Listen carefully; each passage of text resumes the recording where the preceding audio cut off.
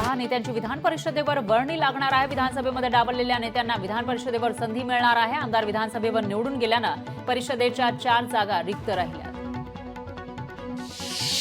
देवी आणि फरांदे यांच्या विजयानंतर नाशिकमध्ये जोरदार बॅनरबाजी करण्यात आली। विजयाचे बॅनर लावत कार्यकर्त्यांनी जल्लोष केला। सुजाता सौनिक यांनी अजित पवारांची भेट घेतलेली आहे। देवगिरी निवासस्थानी सौनिक यांनी अजित पवारांची भेट घेतली। सत्ता स्थापनेपूर्वी सुजाता सौनिक आणि अजित पवार यांच्या भेटीला महत्त्व आलं।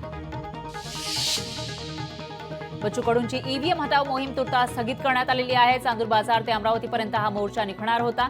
26 तारखेला मोर्चाचं आयोजन करण्यात आलं होतं, पण भाजपनं ईव्हीएम मॅनेज केल्याचा आरोप बच्चू कडूंनी केला होता, पण ही मोहीम स्थगित करण्यात आली आहे। राज्यात लवकरच पालिका निवडणुकांची घोषणा होणार आहे। त्या 2 ते 3 महिन्यात निवडणुकीची घोषणा होण्याची शक्यता आहे। विधानसभा निवडणुकीनंतर आता पालिकेच्या निवडणुकीकडे लक्ष लागलंय। सिल्लोडमध्ये महायुतीचे उमेदवार अब्दुल सत्तार यांचा विजय झाल्यानंतर शहरातून भव्य मिरवणूक काढण्यात आली। फटाक्यांची जोरदार आतषबाजी करत गुलाल उधळण्यात आला। मुख्यमंत्री कोण होणार हे गुजरात लॉबी ठरवणार असा हल्लाबोल खासदार संजय राऊत यांनी केला। नव्या सरकारनं गुजरातमध्ये शपथविधी घ्यावा, शिवतीर्थावर घेतला तर शिवरायांचा अपमान होईल असं वक्तव्य संजय राऊत यांनी केलं। राळेगाव मतदारसंघात भाजपचे आमदार आणि माजी मंत्री अशोक उईके यांनी विजयी हॅट्रिक साधली। पहिल्या फेरीपासूनच अटीतटीची लढत या ठिकाणी झाली। फक्त 2949 एवढं निसटतं मताधिक्य घेऊन उईके विजयी झाले। हिंगोली जिल्ह्यामध्ये यावर्षी मोठ्या प्रमाणामध्ये शेतकऱ्यांनी तुरीच्या पिकाची लागवड केली आहे, पण वातावरणातील बदलामुळे तुरीच्या फुलांची गळती होतीये, त्यामुळे शेतकरी चिंतेत सापडलाय। परभणीमध्ये यंदाच्या हंगामात ऊस लागवडीकडे शेतकऱ्यांचा कल वाढल्याचं दिसलेलं आहे, त्यामुळे ऊसाचं क्षेत्र वाढलंय। जिल्ह्यात सर्वत्र दमदार पाऊस झाला, त्यामुळे मोठे मध्यम प्रकल्पासह लहान बंधारे तुडुंब भरलेत आणि पाणी पातळीमध्ये मोठी वाढ झाल्यानं शेतकऱ्यांनी इथं ऊस लागवड केली आहे।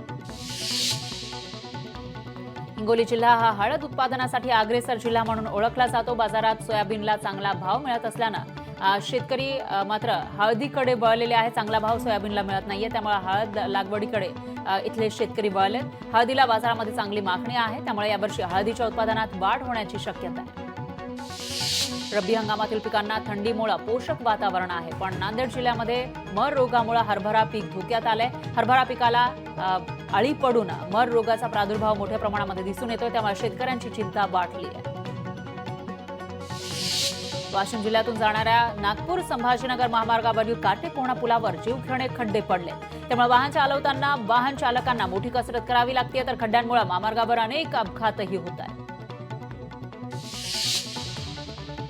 पुष्पा 2 हा सिनेमा आता लवकरच प्रेक्षकांच्या भेटीला येणार आहे। या सिनेमामध्ये साऊथ सुपरस्टार अल्लू अर्जुन आणि रश्मिका मंदाना या जोडीला एकत्र पाहण्यासाठी प्रेक्षक आतुर आहेत, त्यामुळे पुष्पा 2 द रूल या सिनेमानं रिलीज आधीच बंपर कमाई केली आहे।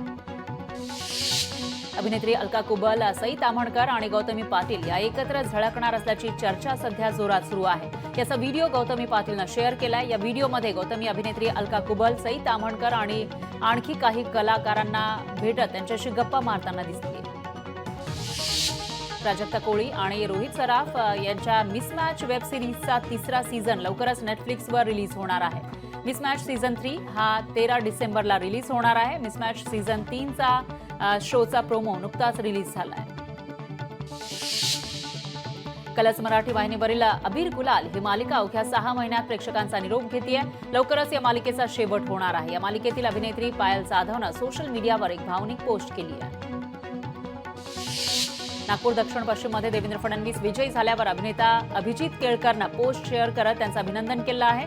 अभिजित प्रमाणे अभिनेत्री मेघा घाडेनंही देवेंद्र फडणवीस यांचं जुनं भाषण शेअर करत त्यांचं कौतुक केलं। शकालाका बूम बूम मालिकेतील अभिनेता किशुक वैदचं लग्नाचे फोटो सोशल मीडियावर व्हायरल होत आहेत, तर किंशुक आणि दीक्षाचं लग्न झालं आहे। मोठ्या थाटामाटात हे लग्न पार पडलं। या लग्न सोहळ्याला हिंदी मालिके विश्वातील अनेक कलाकारांनी उपस्थिती लावली। संजय राऊत यांनी एक्स पोस्ट करत महाराष्ट्राचा निकाल हा जनतेचा कौल नाही असा आरोप केलाय। संजय राऊत यांच्या याच आरोपांवर परेश रावल यांनी मोजक्या शब्दामध्ये टीका केली आहे। संजय उगाचच अशी पोस्ट त्यांनी केली आहे। स्वाती देवल पुन्हा एकदा नव्या भूमिकेमध्ये प्रेक्षकांच्या भेटीला येणार आहे. या संदर्भात तिनं सोशल मीडियावर पोस्ट शेअर केली आहे. लक्ष्मी निवास मालिकेतील नव्या प्रोमोमध्ये स्वाती देवल झळकली आहे. विधानसभेच्या निकालानंतर तेजस्विनी पंडितनं राज ठाकरेंसाठी भावनिक पोस्ट शेअर केली आहे. आमचा राजा हरला नाही, महाराष्ट्र हरलास तू, अशी पोस्ट करत तेजस्विनीनं आपल्या भावना व्यक्त केल्या. धाराशिव जिल्ह्यातील 4 विधानसभेच्या जागांपैकी भाजपचे आमदार राणा जगजितसिंग पाटील सर्वाधिक मतांनी निवडून आले.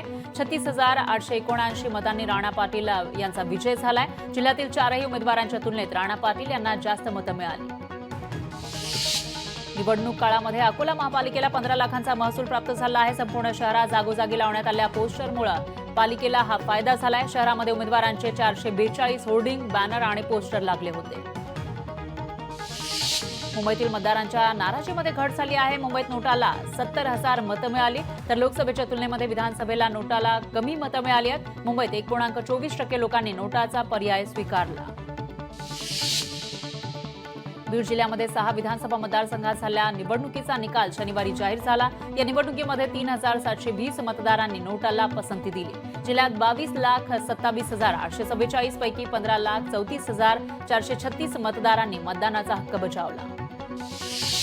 हिंगोली जिल्ह्यामध्ये महायुतीनं बाजी मारलेली आहे, तर मवियाचा दारुण पराभव झालाय. मवियाला एकही जागा मिळवण्यात यश आलं नाही. महायुतीतील तिन्ही पक्षांना प्रत्येकी 1 जागा मिळाली. रणजितसिंह मोहिते पाटील यांच्या पक्षातून हकालपट्टी करा, अशी मागणी भाजपचे पराभूत आमदार राम सातपुते यांनी केली आहे. रणजितसिंह यांनी भाजप विरुद्ध काम केल्याचा आरोप त्यांनी केला. वाशिम जिल्हा यंदाच्या रब्बी हंगामात गहू पिकाच्या पेरणीमध्ये मोठी घट झालेली आहे. मागील वर्षाच्या तुलनेत गव्हाच्या पेरणी क्षेत्रामध्ये तब्बल 30% घट झाली आहे, अशी माहिती कृषी विभागानं दिली आहे. अकोला जिल्ह्यामध्ये खरीपात पेरणी केलेल्या तुरीच्या पिकाला कमी पावसाचा तडाखा बसलाय. मात्र तरी हे पीक सध्या बहरात आहे. तुरीच्या शेतामध्ये कळी आणि फुलांनी पिवळा शालू पांघरल्याचं दिसतंय. तरुण शेतकऱ्यांनी गावातच शेतीला जोडधंदा म्हणून पशुपालनासह दुग्ध व्यवसाय सुरू केले. त्यामुळे पैठण तालुक्यातील गोदावरी पट्ट्यामध्ये दुग्ध व्यवसायातून तरुण शेतकऱ्यांना रोजगार मिळाला. वाशिम जिल्ह्यामध्ये यंदाच्या रब्बी हंगामात औषधी गुणधर्म असलेल्या चिया पिकाचे क्षेत्र मोठ्या प्रमाणामध्ये वाढलेलं आहे. यातून शेतकऱ्यांना चांगला नफा होण्याची अपेक्षा आहे. त्यामुळे यंदा वाशिम जिल्ह्यातील शेतकऱ्यांनी चिया पिकाला पसंती दिल्याचं दिसतंय. शहादा तालुक्यातील शहाणा इथं कृषी विभागामार्फत श्रमदानातून वनराई बंधारा बांधण्यात आला. पाऊस थांबल्यानंतर नदी नाले काही दिवस हंगामी वाहतात, तर गावकऱ्यांच्या सहाय्यानं कृषी विभागामार्फत वाहून जाणारे पाणी अडवून अनेक ठिकाणी वनराई बंधारे बांधण्यात आले.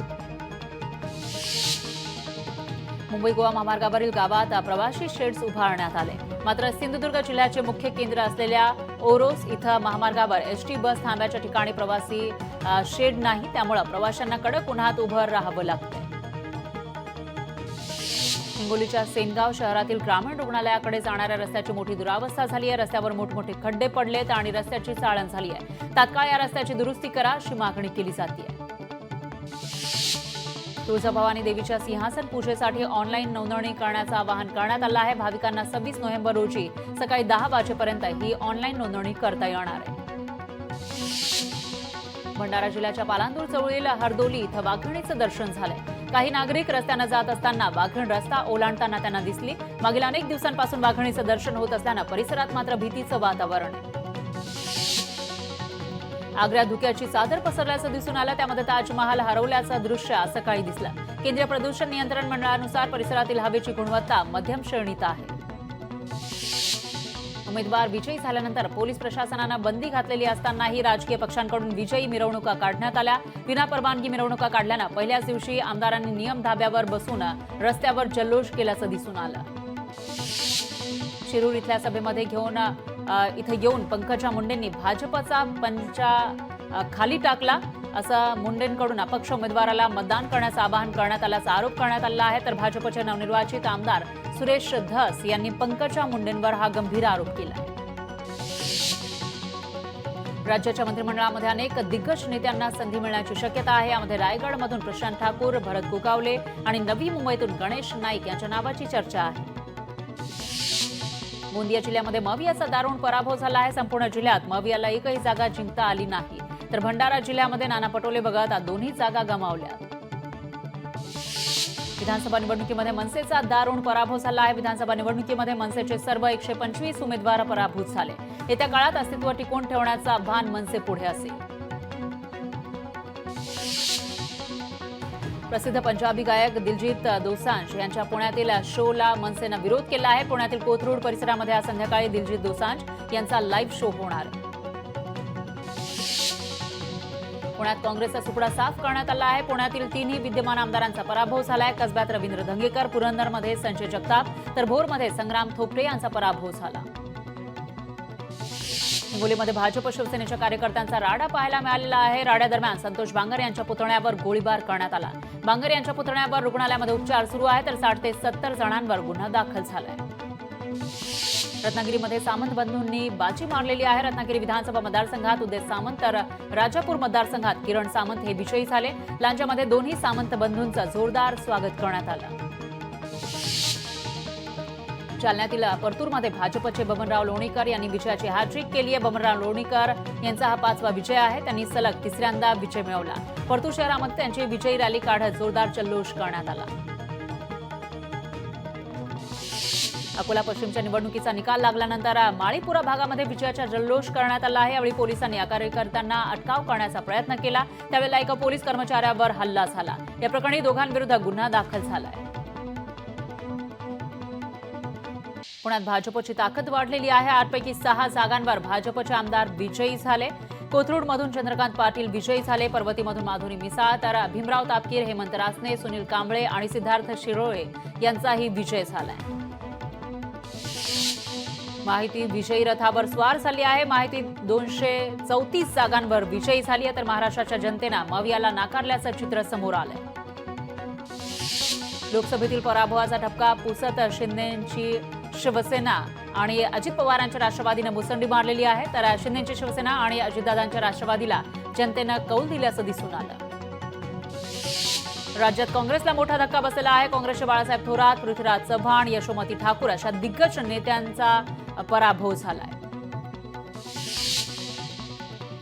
संभाजीनगरमध्ये गुन्ह्यांची संख्या वाढलेली आहे. जिल्ह्यामध्ये 10 महिन्यात 40 जणांचा खून झाल्याची नोंद करण्यात आली आहे. वसई नालासोपाऱ्याचा गड राखण्यात बवियाला अपयश आलंय. हितेंद्र ठाकूर आणि क्षितिश ठाकूर या पितापुत्रांचा पराभव झाला आहे तर बवियाला एकही जागा राखण्यात यश आलेलं नाही. शेकापचा गड मानल्या जाणाऱ्या रायगड जिल्ह्यामध्ये शेकापचा दारुण पराभव झालाय. जिल्ह्यातील 4ही जागांवर शेकापला अपयश आलं. लोकांना काम करणारं सरकार पाहिजे, घरी बसणारं सरकार नकोय. त्यामुळेच लोकांनी यांना कायमचं घरी बसून टाकलंय असं म्हणत मुख्यमंत्री शिंदेंनी टीका केली आहे.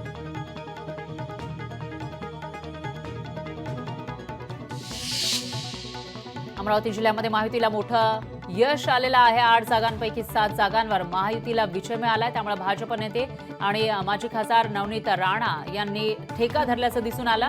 नवनीत राणा यांनी पुन्हा एकदा धनुष्यबाणाची ॲक्शन करत जल्लोष केला.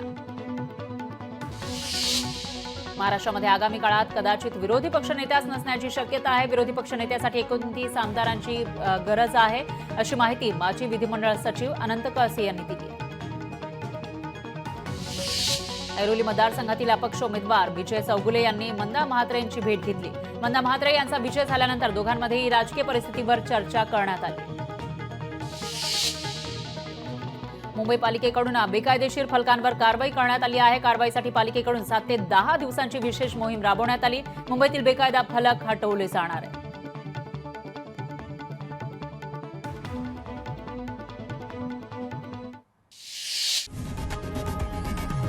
लोकशाही मराठी ऐका, पहा, जागरूक रहा.